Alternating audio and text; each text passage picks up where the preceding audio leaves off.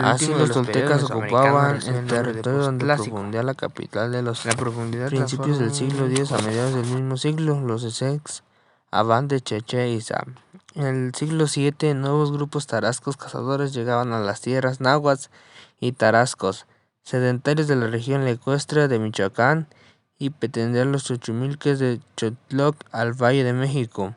Distintas épocas de la zona del Golfo de México se ve atacada por tonacos, nahuas y chinchimeques que deciden las montañas en el siglo VIII. Los mestizos bajaban también de sus pequeños valles frijos sobre el fértil y venían tierra zapoteca de Guatemala, y en el siglo XV quinches, los caciques luchaban contra memes y pucamumes, reduciéndole a su dominio.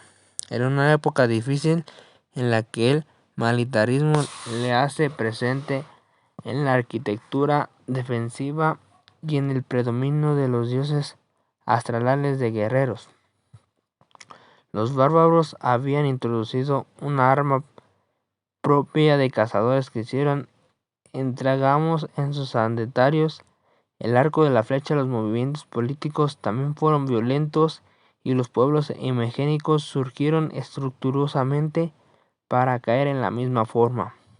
Pero la tecnología dio grandes pasos. Primero, la nomenclatura del oro de plata procedente de las tierras colombianas que llegaba a nuestro territorio para corregidor centroamericano. Después, la metalurgia del cobre, ya que no era amplio solo los usos santuarios, sino los instrumentos agrícolas y las armas. Apenas empezaba a extender su uso cuando el desarrollo mesoamericano fue violentamente interrumpido por el arribo de los europeos. En este mundo violento participaron los nahuas, nombres procedentes del norte que habían empezado a pertentar entre Mesoamérica desde antes de la caída del Clásico, tal vez al siglo VI.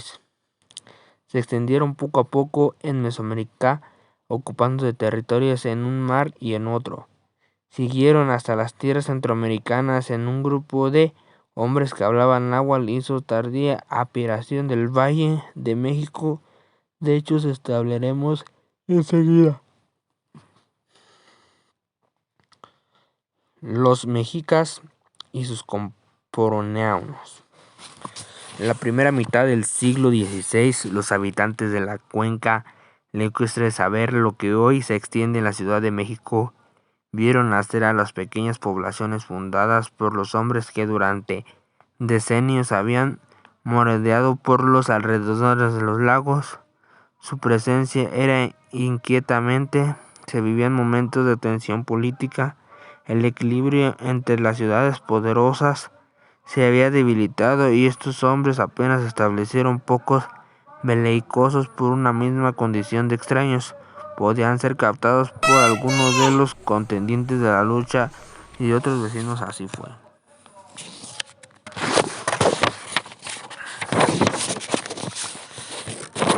Los dos establecieron fueron isleñados muy próximos, casi inmediatos uno del otro.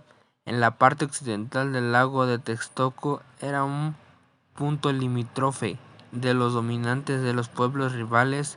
Al occidente, muy próximo, estaba Azcapotzalco, la capital de Tenacatepec. Territorio poblado por los gentes que hablaban autonomía y náhuatl, aparentes de los metlacicas del rico valle de Toluca, al sur sobre la península de Santa Catarina, que separaba el largo Texcoco de Xochimilco y Chalco. Estaba en una capital que hablaba náhuatl, Cualcohuán, considerada como la heredera del viaje Toyán. Al oriente estaba Texcoco, la capital del Alconáhuatl, náhuatl, chinchimeca y otomí, alrededor de ellas, haciendo difícil que insegura la vida de los agricultores. ¿Quiénes eran los nuevos actores de este teatro político? A principios del siglo VII se dice que su tradición había abandonado Aztlán, cansados de servir a sus señores, los aztecas, se ignoraron la ubicación de Atlán, de la que solo se sabe que era una población isleñada, posiblemente situada en el lago de Yuriria, en el territorio actual del estado de Nayarit. Cuenta la leyenda que un poco tiempo después de la partida se apareció el pueblo migrante, se estudió titular y ordenó a sus hijos que dejara el nombre de los aztecas, que ya no les pertenecía haber abandonado a Atlán. Ahora tomaron su nombre propio, que era el Meji. Fueron así adelante Mexitín o mexicas, protegidos de Dios solar y guerrero México. Las dos fundaciones isleñadas se llamaron de México, lugar de Meji, y la distinguirlas fue el sur de México, Tenochtitlán, al norte de México, Tlatelolco. Se descartaran por fin las hospitalidades generalizadas. Los mexicanos participaron en la contienda, pero primero aliados, después como protagonistas. Los avatares de la guerra favorecieron considerablemente a los tenochcas.